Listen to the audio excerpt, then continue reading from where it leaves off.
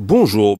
Je ne sais plus où est-ce que j'ai lu que le patriotisme est la source du sacrifice et que par cette seule raison, il ne compte sur aucune reconnaissance quand il fait son devoir. Mais je sais que bon nombre de nos ministres, directeurs d'agences et d'autres structures publiques et parapubliques ne sont que des zigotos de la peccadille du menu fretin social. Je ne me gênerai pas pour dire les choses et sans gants, de manière triviale, afin de descendre dans le ghetto de leur vulgaire résurgence, nourris à l'envi par le pauvre contribuable qui n'a que ses yeux pour pleurer leur misère philosophique, la faillite de leur engagement, leur manque de patriotisme.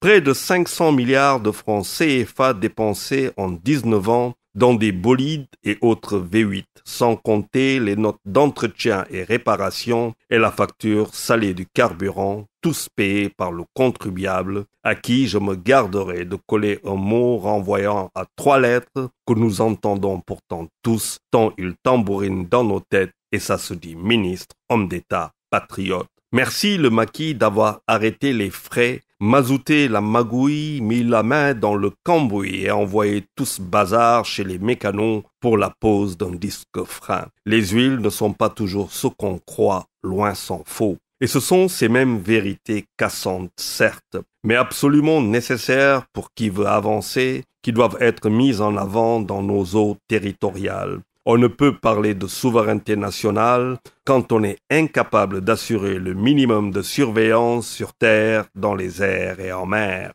Comment pourrait-on protéger les pêcheurs sénégalais, et en particulier ceux de Guet-Dar, si la zone de pêche nationale est vampirisée par la pêche industrielle en haute mer, parce que dépourvue d'infrastructures et moyens logistiques nécessaires? Bien sûr que face à de telles insuffisances, et confronté à l'érosion côtière, à la brèche de Saint-Louis, à la thèse de la pauvreté paralysante convoquée par le dispositif central et sécuritaire, l'État ne peut que consommer la furie de ses administrés et constater les morts par balles dans les eaux mauritaniennes.